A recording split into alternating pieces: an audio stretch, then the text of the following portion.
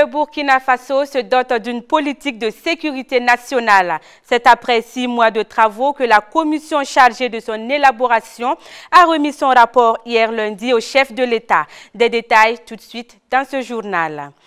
À la une également en Côte d'Ivoire, l'Assemblée nationale lève l'immunité de 6 députés dont Guillaume Soro et c'est à la demande des députés du RHDP, parti au pouvoir.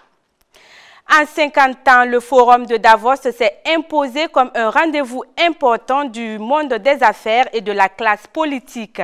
Le 50e Forum économique mondial qui s'ouvre aujourd'hui dans les Alpes suisses sera dominé par le thème de la crise climatique. Bonjour à tous et à toutes. Le président du Faso Roch Marc Christian Kaboré a reçu ce lundi à Kosiam une délégation du groupe d'experts chargé de l'élaboration de la politique de sécurité nationale. La délégation conduite par le ministre de la Sécurité Ousseini Compaoré a remis le fruit de leurs travaux au chef de l'État. Selon le colonel-major Théodore Palais, ce document qui se veut être un référentiel s'articule autour de tous les domaines liés à la sécurité. L'État manquait d'un référentiel pour conduire tout ce qui est lié à la sécurité. Donc, c'est ce référentiel-là que nous avons sorti et qui s'articule dans tous les domaines qui ont lien à la sécurité. La sécurité n'est pas seulement vue ici comme défense et sécurité, c'est vu de manière très large et le premier élément qui vient en compte, c'est la sécurité des populations. La sécurité humaine des populations qui a affaire à son bien-être de manière générale, sur le plan de la nourriture, sur le plan de l'éducation, sur tous ces aspects-là, ont été pris en compte dans ce document. Et je pense que c'est le fondamental. Maintenant, pour les aspects que cela entraîne, effectivement, nous avons proposé une architecture nouvelle qui tient compte, effectivement, d'une certaine coordination générale du secteur de sécurité avec un coordonnateur qui aura un nom. La lutte contre le terrorisme au Burkina Faso s'intensifie. Le G5 Sahel explore une autre approche, celle de la confiance entre les forces de défense de sécurité et les populations du Sahel. Hier lundi également à Ouagadougou a eu lieu l'ouverture officielle de la 3e conférence sur le renforcement des relations de confiance entre les deux parties. On suit le compte-rendu de Constantin Sieda et de Judith Chimadi. Une fois de plus, les pays du G5 Sahel montent au créneau dans la lutte contre le terrorisme. Ils explorent à Ouagadougou une autre arme contre le fléau. Il s'agit de la confiance des populations envers les forces de défense et de sécurité. Le sujet est sur la table de discussion à cette 3e conférence sur le renforcement de confiance entre les FDS et les populations du Sahel. Le thème de cette rencontre, comment préserver la cohésion sociale et articuler le lien entre sécurité, développement et action humanitaire dans l'espace du G5 Sahel. Dans de nombreux cas, des populations civiles voient les forces de défense et de sécurité comme des menaces plutôt que comme des protecteurs. Dans le même temps, de nombreux militaires et policiers se méfient aussi de certaines populations civiles qui le suspectent parfois de mauvaises intentions. Pourtant, dans le contexte actuel, marqué par la menace terroriste, les forces de défense et de sécurité doivent pouvoir compter sur les populations qui constituent un maillon important dans la croisade contre l'insécurité. Pour venir à bout de cette guerre asymétrique, il est impératif de mettre fin à ce déficit de confiance. La victoire se prépare et elle passe aussi par une meilleure entente entre ces deux entités. Triompher ne s'improvise pas. Cela requiert une philosophie d'action.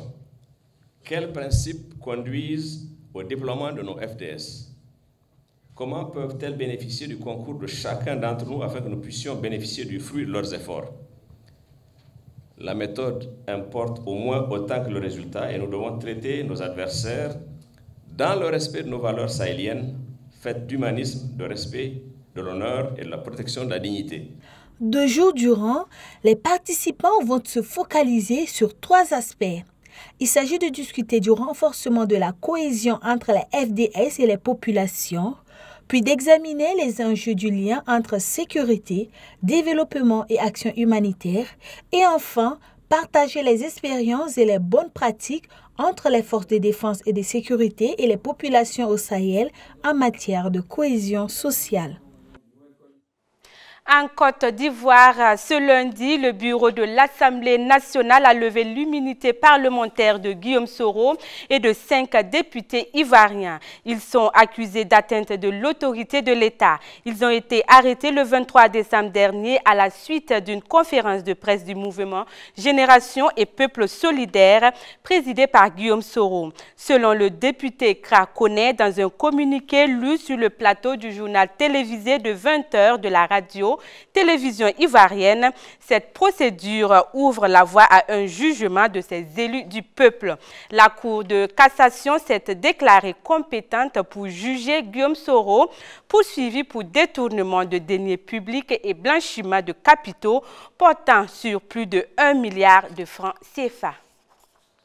Autre point dans cette édition, le président tunisien Kais Saïd a désigné comme chef du futur gouvernement l'ancien ministre des Finances Eliès Fakfak. Ce dernier hérite de la difficile mission de constituer d'ici un mois une équipe susceptible de convaincre un parlement morcelé. Cette nomination intervient 10 jours seulement après le rejet par les députés d'un premier gouvernement formé sous la houlette du parti d'inspiration islamiste. Retour au Burkina Faso pour parler de réconciliation nationale. Le 9 octobre dernier, le comité de l'appel de Manega informait l'opinion publique de la création d'un panel d'anciens et de personnalités pour la paix, l'unité et la réconciliation. Ce panel composé de 11 sages a pour mission de travailler à la construction de la paix, de la concorde et de l'unité nationale au travers d'un dialogue inter-burkinabé. Objectif, trouver des réponses aux problèmes présents. C'était hier au cours d'une conférence de presse à Ouagadougou. On en sait plus avec Bachirou Sawadogo et Alain Koulibaly. Ils sont au total 11 sages composés essentiellement d'anciennes personnalités politiques, traditionnelles et religieuses qui veulent apporter leur part de contribution à l'édification de la paix et de la cohésion sociale au Burkina Faso. Le panel d'anciens et de personnalités pour la paix, l'unité et la réconciliation Panapax entend jouer un rôle de conciliateur, de médiateur et de recours traditionnel pour pallier les différentes incompréhensions et litiges qui prévaut dans la société. Convaincu que la paix est la résultante de la réconciliation des cœurs, de l'arrêt des divergences et de l'adversité, le solde du passé douloureux, le rassemblement et l'union sacrée des Burkinabés autour de la nation, au-delà des considérations et intérêts singuliers de la vérité et la justice. Déterminés à jouer pleinement notre rôle de conciliateur, de médiateur et de recours traditionnel au sens des valeurs africaines, en qualité d'anciens et de sages, nous prendrons toutes les initiatives nécessaires pouvant faciliter la paix et la réconciliation et restons disposés pour toute sollicitation des acteurs afin d'apporter notre modeste contribution à l'atteinte des objectifs de paix et de réconciliation nationale partout où le besoin s'exprime. Nous, les anciens, en vue d'aider à un aboutissement concret et pratique de la réconciliation et de la paix, proposerons une feuille de route prenant en compte tous les aspects de la société que nous adresserons aux acteurs à tous les niveaux. Mise en place en octobre 2019, le Panapax est une composante du comité de l'appel de Manega. Elle est composée de près de 300 personnalités influentes, tant de l'intérieur que de l'extérieur du pays. Le réchauffement climatique domine cette année le 50e Forum économique mondial qui s'ouvre aujourd'hui même à Davos. Le président américain Donald Trump et la militante écologiste Greta Thunberg, aux visions diamétralement opposées sur les défis environnementaux, sont attendus dans la station suisse. Invitée à Davos pour la 2e année consécutive, la militante suédoise de 17 ans va s'exprimer peu avant le président américain demain lors d'une table ronde et va ouvrir dans l'après-midi une session au titre sans équivoque, comment éviter l'apocalypse climatique. Cette fois, l'auditoire sera peut-être plus réceptif. Selon une enquête du Forum économique mondial, quelques 750 responsables politiques et économiques classent les crises environnementales en tête des risques mondiaux jugés les plus probables.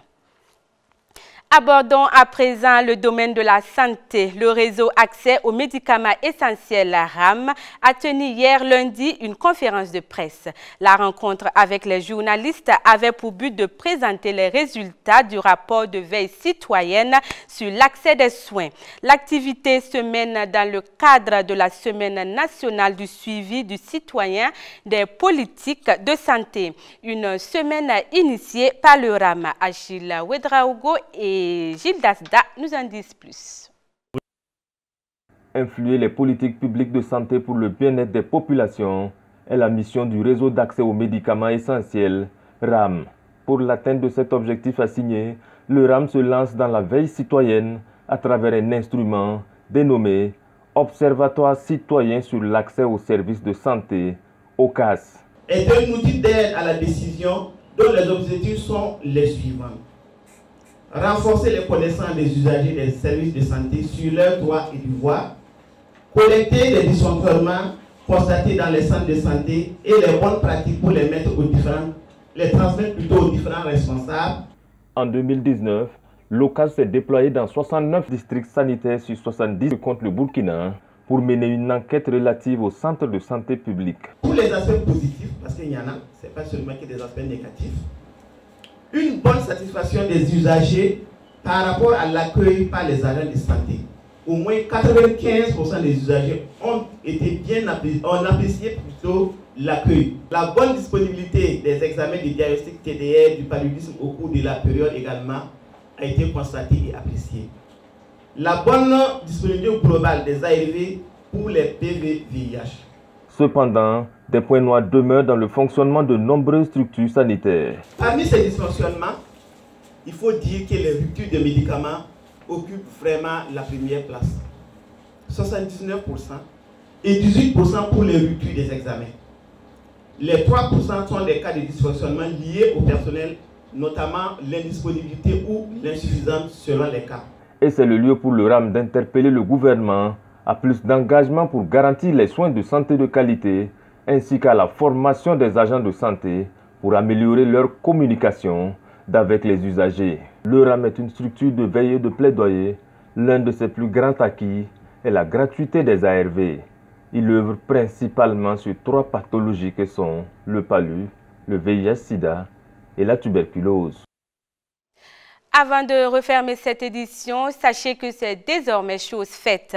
Le duc et la duchesse de Sussex n'ont plus le droit d'utiliser leur titre d'altesse royale. Le prince Harry a décidé de se mettre en retrait de la monarchie britannique. Il l'a confié dimanche dernier.